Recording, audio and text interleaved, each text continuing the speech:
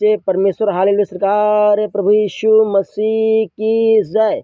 Hallelujah hallelujah. परमेश्वर की स्तुति हो, परमेश्वर की बड़ाई हो। सभी को जय मसीह। आज जो हम वचन देखेंगे वो बहुत थोड़ा देखेंगे जिससे कि समझ में आ जाए। और प्रेरितों की पुस्तक है, ये 19 अध्याय है। हम देखेंगे उसका 19 और 20। यहाँ लिखा है, जादू के करने वालों में से बहुतों ने अपनी अपनी पोथियां इकट्ठी करके सबके सामने जला दी, और जब उनका दाम जोड़ा गया तो 50,000 चांदी के सिक्कों के बराबर निकला। इस प्रकार प्रभु का वचन बलपूर्वक फैलता और प्रबल होता गया। यहाँ क्या कहता है बाइबल? बलपूर्वक, मतलब डर के नहीं, बल से फैलता भी गया और प्रबल भी होता गया। यहाँ देखने की बात यह है, यीशु मसीह आए, उन्होंने कितने लोग चुने? सिर्फ 12 लोग। कितने? 12 लोग। आज इनकी गिनती करना संभव नहीं है। क्या है कोई संभव? दुनिया को छोड़ो, इंडिया में भी गिनती करना संभव नहीं है कितने मसीही हैं।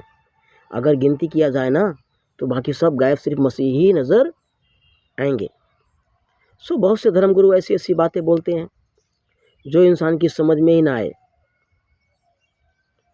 ये सब चीज़ें बहुत गलत हैं, और बाइबल को सही से पढ़ो।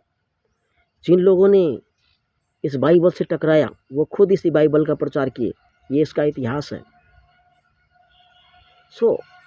आप सब पढ़े लिखे संत हैं। किराए की तरह किराए के पैसे लेके ऐसी ऐसी बातें धर्म ग्रंथों के बारे में नहीं बोलना चाहिए। ग्रंथ इतने कच्चे नहीं होते, ये ईश्वरीय सत्यों पर चलते हैं। मानना चाहिए उनको, उनका आदर करना चाहिए। उनके विरुद्ध ऐसी टिप्पणी, ऐसी बातें नहीं बोलनी चाहिए। ये किसी संत या धर्मगुरु का काम नहीं होता, ये राजनेताओं का काम है, जो पैसे उठा के रैलियाँ इकट्ठा करते हैं और अपने लिए धर्मगुरु बैठाते हैं जो तोते बोलते हैं।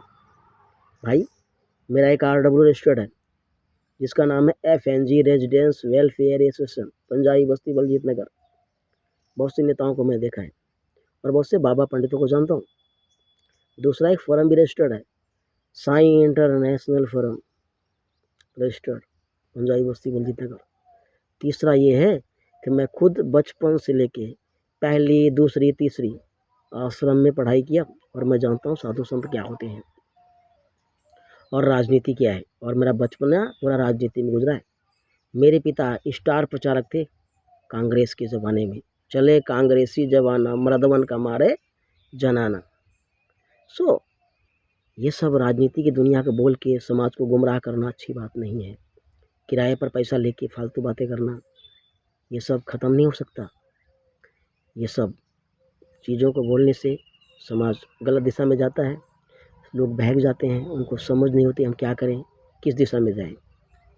आप प्रवचन देते हैं, प्रवचन दीजिए, अच्छी बात है, लेकिन किसी के चीज़ों को गलत कहना ये भी गलत बात है। आपका ईश्वर बड़ा है तो अच्छी बात है। मान लेते हैं हमें 33 करोड़ देवी देवता हैं। अगर इंडिया में देखे जाएं तो क्या 33 करोड़ लोग हैं मानने वाले? नहीं। हमारे यीशु मसीह ने सबको एक सहायक दिया। 33 करोड़ डबल कर दो, सबकी एक बीबी होगी, ट्रिपल कर दो। अगर इतने कर दिए जाए तो इतनी जनसंख्या ही नहीं हमारे देश में भाई। ये सब बातें सोच समझ के बोलना चाहिए। जो लोग इसको देखें वो सब आशीष का कारण बने और सच्चाई को जाने, क्योंकि यीशु मसीह ही सच्चे परमेश्वर हैं, सच्चे ईश्वर हैं। सत्य की ओर बढ़ो और जानो कि जीवन बचाने वाला मारने वाले से बड़ा होता है। यीशु मसीह बचाने वाले हैं, किसी को मारते नहीं, किसी को तकलीफ नहीं देते। अगर कोई परेशान करता तो वहाँ से हट जाते हैं। तो ये तो सब जानते हैं कि मारने से बचाने वाला बड़ा होता है। इतनी समझ तो छोटे से बच्चों को भी होती है। तो ये मारने वाले लोग हैं जो फजूल की बात करते हैं। परमेश्वर इन सबको आशीष दे। कैसे? हमारी बाइबल में लिखा है, यदि तेरा बैरी भूखा हो तो उसे खाना खिला, प्यासा हो तो उसे पानी पिला। ऐसा करके तो क्या करेगा? उसके सर पर अंगारों का ढेर लगाएगा। परमेश्वर इन सबको आशीष दे। यीशु मसीह के नाम से मांगते हैं, आमीन।